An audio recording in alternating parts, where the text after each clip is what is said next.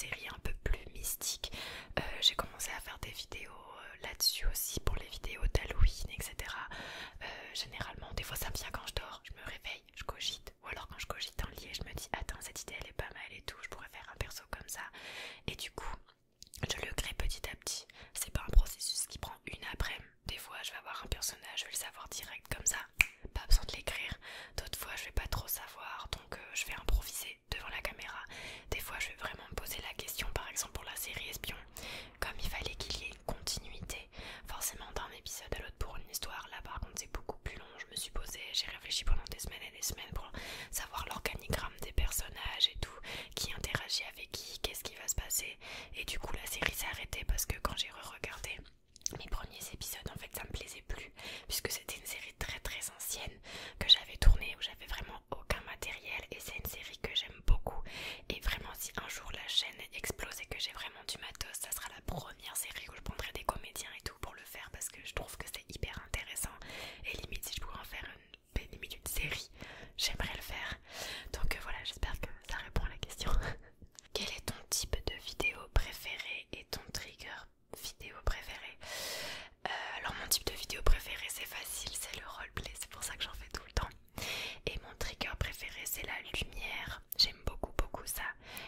J'aime aussi les bruits qui craquent, je sais pas comment ça s'explique, quand par exemple on prend du papier bulle ou du plastique et que ça fait crunch, crunch, crunch, crunch, crunch, crunch, crunch, crunch, crunch. Je commence à apprécier aussi les bruits de bouche, genre qu'avant j'aimais pas du tout et que maintenant je fais quand même assez souvent, mais à petite dose parce que je sais qu'au bout d'un moment ça peut énerver les gens. Pourquoi Agony comme nom de chaîne? Eh bien pourquoi Agony? Pour Agonia, qui relie Agony ASMR, Agonia ASMR, car j'adore la série Camelot et j'ai beaucoup aimé l'arc avec la villa Agonia et Agonia, qui est donc la préceptrice et l'amante du roi Arthur. ASMR c'était déjà pris par une ancienne ASMR artiste il y a plusieurs années qui a complètement abandonné, mais dont la chaîne existe toujours. Et donc au début quand j'avais mis ce pseudo là, j'étais vraiment pas du tout mise en avant puisque je passais toujours derrière cette loup là. Et je voulais une lettre, la première lettre de l'alphabet, puisque c'était plus facile à retenir, un petit truc tu vois un peu péchu et tout, un petit truc qui change, pas quelque chose qui existait déjà comme relax ASMR, repose ASMR, bien dormir ASMR, bonne nuit ASMR qui existe déjà, et trucs dans le genre. Donc j'ai choisi un personnage fictif puisque c'était une chaîne dans laquelle je voulais quand même créer des alter ego, et puis c'est tombé sur Agonia. Quels sont les ASMR artistes avec peu d'abonnés que tu apprécies et que tu recommandes? Et bien ça tombe bien, du coup ça fait la transition.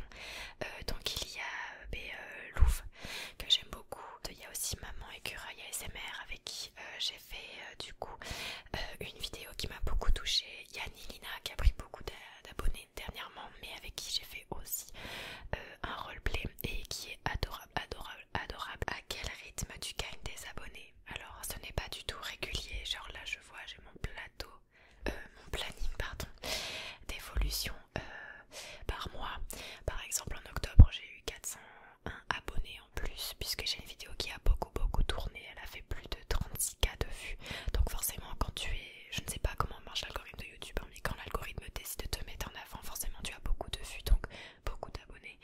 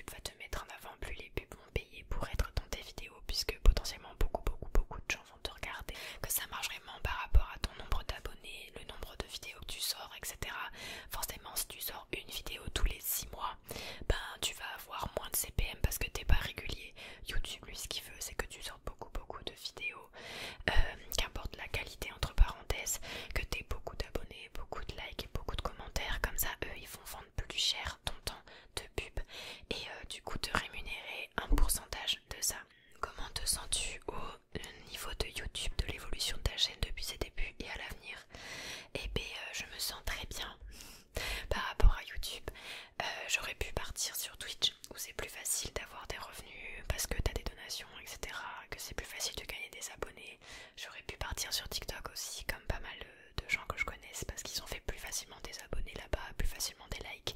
Mais moi, c'est un public qui me plaît moins. J'aime beaucoup la plateforme qui me permet de m'exprimer comme moi je le souhaite. Alors oui, c'est sûr, je suis pas en live, j'ai moins d'abonnés, les abonnés montent moins vite, mais franchement je trouve que le public que j'ai sur YouTube n'a rien à voir avec le public Twitch ou le public TikTok. Tout le monde part entre parenthèses de YouTube pour Twitch parce que financièrement c'est plus intéressant, parce que quand t'es plus ou moins connu tu peux gagner des abonnés plus vite. Mais je sais pas, j'aime pas forcément la mentalité qu'il y a là-bas. J'ai essayé quelques fois et je trouve que dans la SMR c'est déjà compliqué quand t'es une femme, donc en plus sur Twitch c'est compliqué. J'ai créé un TikTok mais j'y suis très peu et je mets que des replays, des morceaux choisis de vidéos qui sortent après les vidéos de YouTube. Je préfère la plateforme YouTube et je suis quand même contente de mon évolution parce que je trouve qu'on avance bien ensemble. J'ai la chance d'avoir une fanbase qui est très bienveillante et vraiment compréhensive. Et voilà, je sais pas pour l'évolution, je me mets pas de pression, je sais pas trop ce qui va se passer demain. Là il y a des choses qui se préparent en coulisses, mais pour l'instant c'est pas du concret donc je peux pas en parler. Mais en tout cas il y a des bons changements positifs qui arrivent et c'est cool. Si déjà j'ai pu créer une micro-entreprise il y a 2 ans, je pensais pas que j'en serais là aujourd'hui. Donc c'est cool, ça évolue dans le bon sens. Tu es de Libourne? Oui, en effet, j'habite à Libourne. J'habite à Libourne qui est donc une petite ville à côté de Bordeaux, dans la campagne. Pourquoi avoir choisi la SMR? Alors je vais réexpliquer dans les grandes lignes ici parce que je l'ai déjà dit dans l'ancienne FAQ. J'ai choisi la SMR car au moment de ma vie je n'étais pas bien. Et pour remonter la pente, j'ai essayé différentes choses comme le yoga, la méditation et en cherchant des vidéos de méditation, je suis tombée sur des vidéos d'ASMR et ça m'a tellement plu que lorsque on a eu le confinement, je me suis dit moi aussi je veux aider les gens à aller mieux. Qu'est-ce que je peux faire? Je peux faire de l'ASMR. Pense t'es proche de ton travail sur ta chaîne. Au début ma famille prenait ça un peu à la rigolade en se disant qu'est-ce que c'est, qu'est-ce qu'elle va faire, nanani nanana.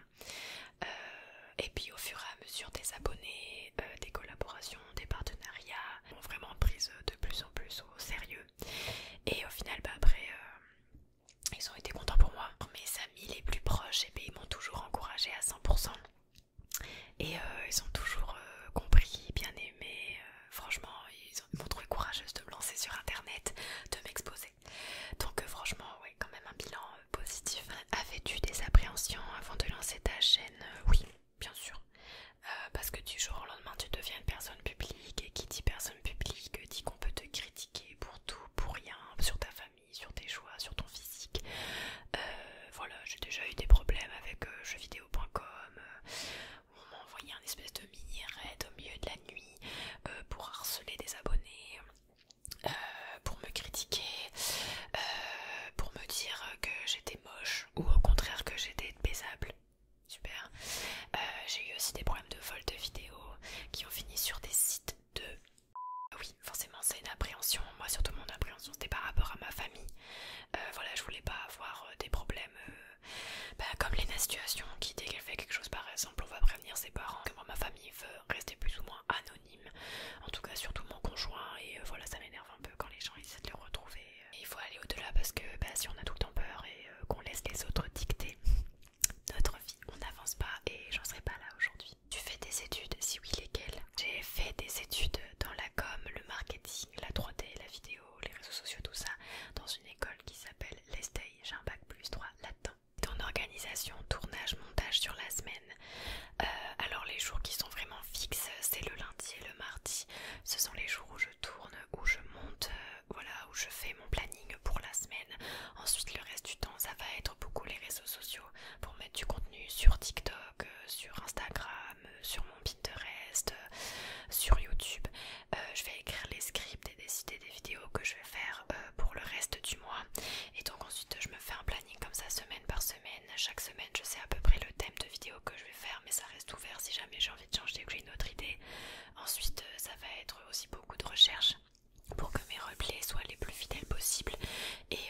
aussi il y a une partie de la semaine où j'essaie de faire un petit peu tous les jours, où je regarde mes mails, où je vérifie les partenariats, pas d'heure fixe en fait, à part vraiment le lundi et le mardi où je sais que je tourne, je monte. Après les autres jours je lise par rapport à ce que j'ai. Es-tu maman? Non, je ne suis pas maman. J'ai un chien, est-ce que ça compte? J'ai un chiot, est-ce que ça compte? C'est une cause qui te tient particulièrement à cœur. J'ai plein de causes qui me tiennent à cœur. J'ai fait des manifs pour l'environnement, ça me tient beaucoup à cœur parce que j'ai peur du monde qu'on va laisser aux enfants des autres. Puisque moi je ne veux pas d'enfants, mais j'ai des neveux, j'ai des nièces et du coup j'ai peur du monde dans lequel ils vont grandir, s'ils auront suffisamment à manger, s'ils auront pas trop chaud, pas trop froid, si voilà, des réfugiés climatiques. Donc oui, ça me tient beaucoup à cœur. J'essaie de faire attention dans ma vie tous les jours. Et puis bien sûr les animaux aussi, j'ai toujours eu des animaux autour de moi, donc la maltraitance animale je comprends pas. C'est pour ça que j'essaye dans la mesure du possible d'acheter dans des coop ou dans des bio, etc., de manger dans des restaurants éthiques. Bon, je peux pas faire non plus tous les jours, là je suis humaine, hein, je mange du McDo, oui ça m'arrive. Je suis pas, comment dire, infaillible là-dedans, mais ce sont des causes qui me tiennent à cœur. Quels sont tes futurs projets en dehors de YouTube? Alors mon projet principal en dehors de YouTube déjà, c'est de passer le permis, car je ne l'ai pas. Donc là je vais essayer de le passer le plus vite possible. Et c'est à peu près tout. Que penses-tu des réseaux sociaux au fur et à mesure des années? Je trouve que ça a toujours été nocif, hein, on va pas se mentir. Moi quand j'étais jeune, puisque j'ai 30 ans, j'avais Skyblock et c'était déjà les concours au like, les photos retouchées. Donc je trouve que ça s'est peut-être démocratisé dans les retouches, puisqu'avant il fallait avoir Photoshop ou être vraiment un spécialiste des retouches pour pouvoir s'inventer des visages, des corps, etc. Ma demi-sœur qui a 15 ans, quand elle était plus jeune, elle a je crois Instagram depuis qu'elle a 8-9 ans, YouTube pareil, et donc du coup elle comprenait pas pourquoi elle par exemple elle avait des boutons et pas les filles qu'elle voyait sur les réseaux. Et du coup je me suis retrouvée à devoir lui expliquer que c'était retouché, lui montrer comment retoucher, et que moi-même peut-être que j'avais pu créer des complexes. Donc j'avais fait toute une vidéo là-dessus, enfin en tout cas toute une story là-dessus sur Instagram, et j'avais eu des retours en effet de certains abonnés qui m'avaient dit mais malheureusement c'est pas contre toi, mais c'est que on est programmé, et du coup quand on voit une vidéo de par exemple de toi à Paris ou dans un resto ou en vacances ou à la neige et tout, sachant que j'ai totalement conscience d'être privilégiée, et bien elle m'avait dit voilà, pendant une demi-seconde je me dis mais pourquoi elle a ça et pas moi, qu'est-ce que j'ai pas bien fait. Elle m'avait vraiment fait réfléchir, et maintenant j'essaie vraiment d'être le plus transparente possible. Je suis pas, voilà, comme je sais, je suis pas un robot, donc c'est pas tout le temps à 100%, mais en tout cas j'essaie d'être le plus transparente possible. Mes vidéos sont pas retouchées, voilà, donc vous voyez, hein, oui, j'ai des rides, j'ai des boutons, c'est normal. Traces acné, tout ça. Pareil pour mes photos, si c'est retouché, s'il y a un sponsoring, n'importe quoi, je le dis. Si j'essaie de mettre pas de filtre, enfin en tout cas très très peu, lorsque je poste des stories, voilà, je me montre quand ça va, mais aussi quand ça va pas, quand je suis malade, quand je suis pas maquillée, quand je suis en pyjama, enfin genre on est juste des êtres humains. Pour moi les réseaux sociaux c'est vraiment mes outils de travail en fait, donc c'est normal que je sois apprêtée dessus, puisque forcément c'est cette image que vont voir les sponsors, et ensuite c'est ces sponsors qui vont permettre d'engranger de l'argent dans mon entreprise, upgrader mon matériel. Voilà ce qui me permet d'acheter des meilleurs micros, des meilleures lumières, des meilleurs triggers, des meilleurs fonds, etc. Oui, je suis obligée d'être impeccable, on va dire, mais à côté de ça je reste une personne. Je me lève pas le matin apprêtée comme ça, ma vie n'est pas parfaite de A à Z. Un problème sur les réseaux, c'est qu'on te montre trop de la fausse modestie, du faux naturel, et tout le monde prend plein de photos, tout le monde veut être au top. C'est la société qui est dictée comme ça, c'est pas toi qui te lèves un matin en te disant j'ai envie de me mettre en compète avec les autres.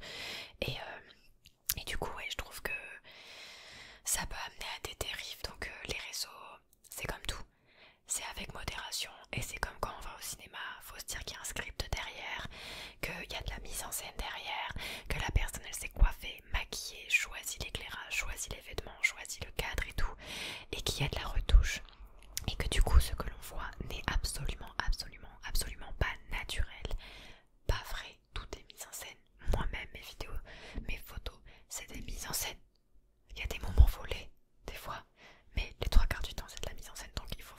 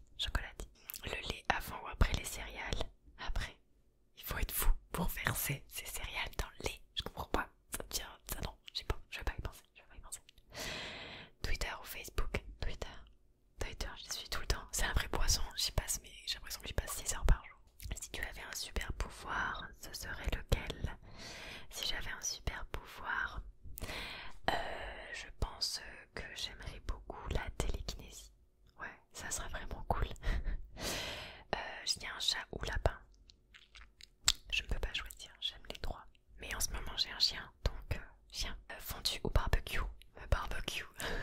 Barbecue direct. Barbecue de poisson. Trop bon. Fanta ou Coca? Coca. Shifumi ou pierre, feuille, papier, ciseaux? Shifumi. On le fait ensemble. Shifumi. J'ai gagné. Fort Boyard, tu choisis la maison de poupée ou la cuisine de Willy? Je connais pas. Désolée, j'ai pas la télé.